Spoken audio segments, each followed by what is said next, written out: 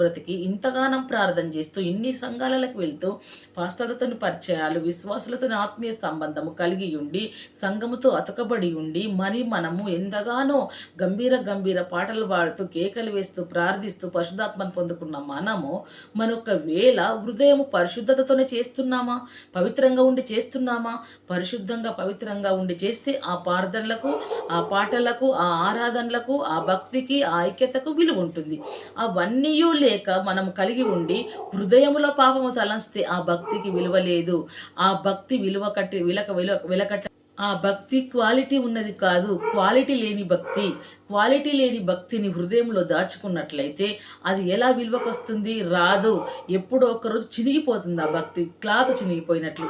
మరి అదే భక్తిని మనము క్వాలిటీ కలిగి పరిశుద్ధత కలిగి ప్రార్థించిన ఎడల ఆ హృదయం అనే తలంపులు పరిశుద్ధంగా పవిత్రంగా దేవుడి కార్యములు చేసే ఇతరులకు